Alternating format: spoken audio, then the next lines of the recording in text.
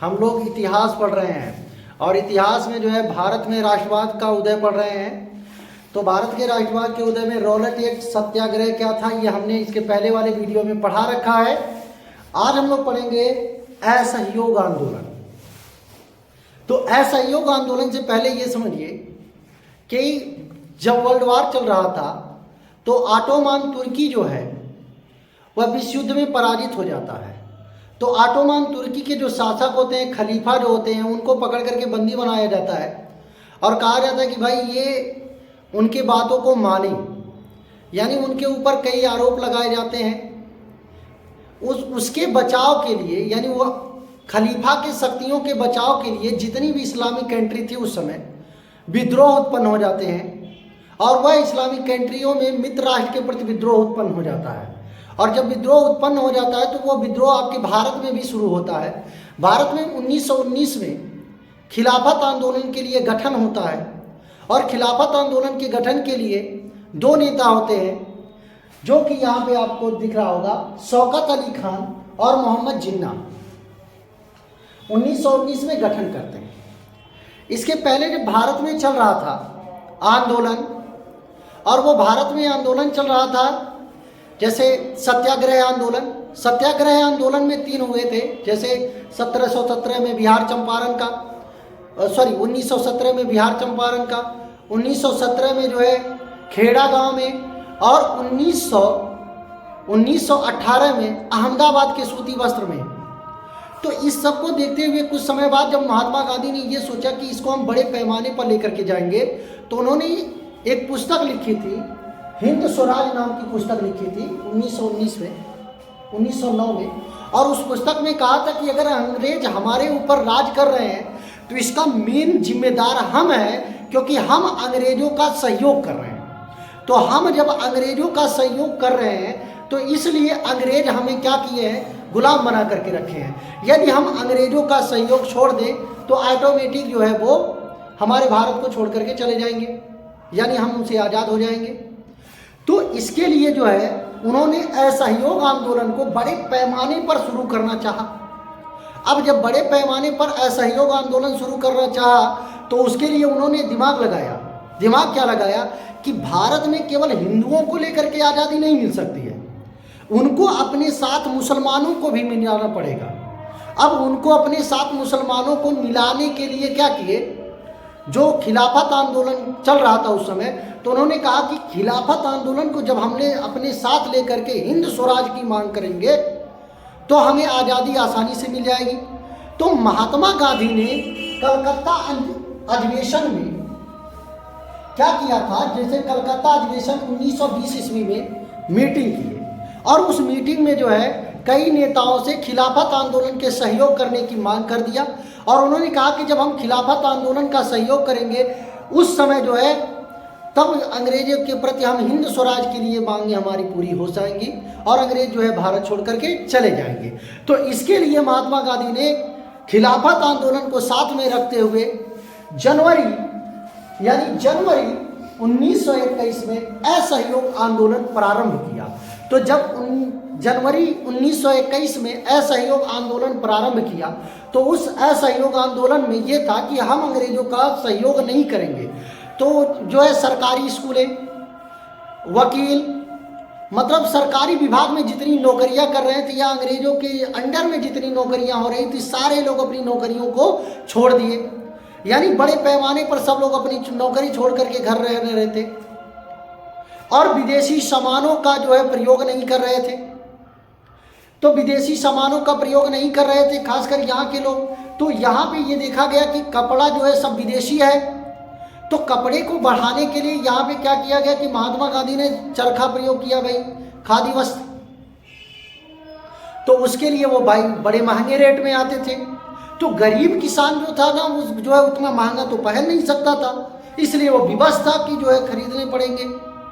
और इसके बाद जब लोग छोड़ने लगे, नौकरियां छोड़ दी, वकालत करना छोड़ दिया, वकील जो है वहाँ जाना बंद कर दिए, तो उस समय क्या हुआ कि जब ये लगभग चलने लगा तो कुछ समय बाद महात्मा गांधी ने ये देखा कि फिर से जो है वकील वकालत करने जा रहे हैं, शिक्षक जो है स्कूलों में फिर से जो है पढ़ाने के लिए जा रहे हैं।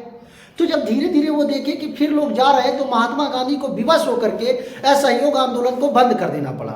लेकिन उसमें क्या हुई, यह असहयोग आंदोलन में घटनाएं क्या हुई ये देखते हैं। देखिए, असहयोग आंदोलन में जब जो है विदेशी कपड़ा बंद कर दिया गया, तो नगर में ऐसी स्थिति हुई कि नगरीय क्षेत्र में क्या किए, नगरीय क्षेत्र में बड़े पैमाने पर जो विदेशी माल थे, विदेशी कपड़ों की जो है जो फैक्ट्री थी यानी कंपनी ऐसे बनाई गई थी छोटी मोटी, तो उस तरह से वो क्या करते थे, जला देते थे।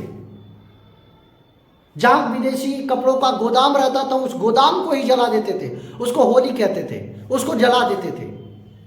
अब जलाने के बाद उस समय क्या हुआ, जब बहिष्कार हो गया विदेशी कपड़ों का, तो 102 करोड़ यानी जो निर्यात होता था वो पहले 102 करोड़ में होता था, वह घट करके कितने में हो गया, 57 करोड़ में। यानी उस समय अंग्रेजों का बहुत बड़ा घाटा हो गया था। और ग्रामीण क्षेत्र की बात करें, यह आंदोलन विकसित होकर के ग्रामीण क्षेत्र में जब बढ़ा, तो ग्रामीण क्षेत्र में जो है सन्यासी बाबा रामचंद्र थे। सन्यासी बाबा रामचंद्र अवध के किसानों को, अवध के किसानों का जो है बढ़ चढ़ के जो है असहयोग आंदोलन में अवध के किसानों का नेतृत्व कर रहे थे। कौन, सन्यासी बाबा रामचंद्र। तो उस समय गांव में लगभग 300 से ज्यादा जो है इकाइयां बन चुकी थी जो अंग्रेजों के असहयोग आंदोलन में सपोर्ट कर रहे थे। अब गांव पे इतना ज्यादा बढ़ गया कि वो जो है, जैसे गांव में क्या था, गांव में जैसे गांव के संपत्ति के लिए, किसानों के लिए तालुकदार थे, पट्टेदार थे, और जो है तालुकदार, पट्टेदार, जमींदार, ये लोग बड़ी वो जताते थे, यानी कर को बड़ी सख्ती से वसूलते थे जमींदार वगैरह। तो फिर जब महात्मा गांधी ने ऐलान कर दिया कि हम अब किसी को कर नहीं देंगे, जमींदारों की जो जमीन गांव में है उसे बांट करके जो है कई लोगों में, यानी जिनके पास जमीन नहीं है, बांट दिया जाए। तो इस पैमाने पर गांव में जमींदारों के घर पे आक्रमण होने लगे।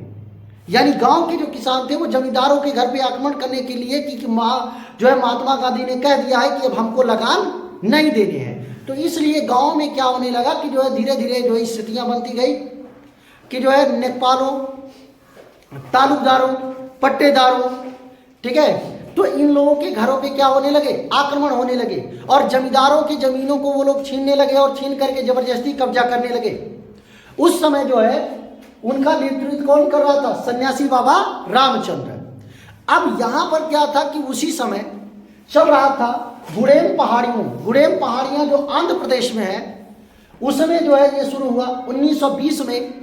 यानी वहां पे अंग्रेजों ने प्रतिबंध क्या लगा दिया, प्रतिबंध ये लगा दिया कि जो वहां पहाड़ियों में जंगलों के बीच रहते हैं, तो वहां पे जो लोग हैं जंगलों में अपने जानवरों को, मवेशियों को यानी चरा नहीं सकते हैं, जंगलों में लकड़ी नहीं बीन सकते हैं, कोई फल है तो कोई फल नहीं ले सकते हैं। इसलिए वहां की जनता जो है पूरी तरह से रुष्ट हो गई थी। और उनका नेतृत्व कर रहे थे अल्लूरी सीताराम राजू।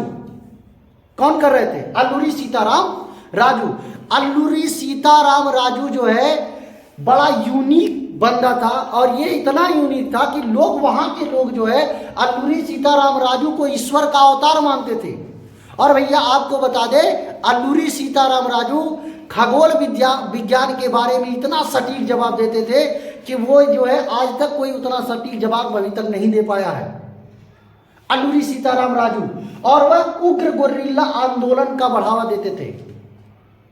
उग्र गोरिल्ला, गोरिल्ला युद्ध, शिवाजी का नाम सुने हो, शिवाजी वो बंदा है कि पूरे जो है पूरे भारत पर, यानी अफगानिस्तान से लेकर के बंगाल तक जो है, तमिलनाडु तक जो है शासन फैला था औरंगजेब का।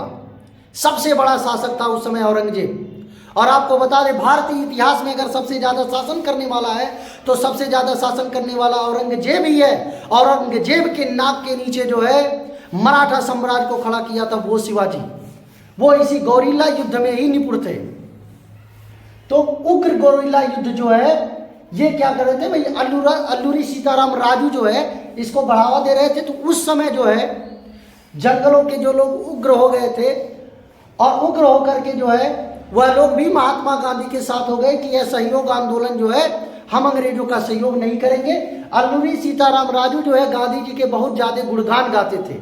संजोग ऐसा हुआ कि जो है अल्लूरी सीताराम राजू को 1924 में पकड़ करके उन्हें जो है तत्काल फांसी दी जाती है। अब बताइए, इतनी यूनिक बंदे थे और इनको तत्काल फांसी उस समय दे दी गई। और गांधी जी क्या किए भाई, अब इसके बाद क्या हुआ, गांधी जी तो भाई आप ही जान ही रहे हो, असहयोग आंदोलन विफल क्यों हुआ, 1922 तक चला, विफल क्यों हुआ, क्योंकि भाई देखो, जब बड़ा लंबा समय तक कोई गरीब बंदा है, अब उस समय कपड़े जो है स्वदेशी बन रहे थे।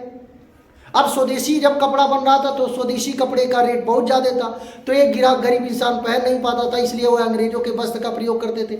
अब जो है शिक्षक ज़्यादा दिन तक घर नहीं बैठ पा रहे थे, इसलिए उनको खर्चा चलाने के लिए वो गवर्नमेंट स्कूल को ज्वाइन करने लगे थे, और जो है फिर वकील वकालत करने जा ही रहे थे। तो ये सब देखते हुए महात्मा गांधी ने इसे विवश होकर के कि ये असहयोग आंदोलन हिट नहीं होगा, तो उन्होंने असहयोग आंदोलन को क्या कर दिया, बंद कर दिया गया, स्थगित कर दिया गया। लेकिन सुनो, असहयोग आंदोलन स्थगित इसी वजह से हुआ, लेकिन उसमें एक और घटना हुई। एक और घटना क्या हुई थी, चौरी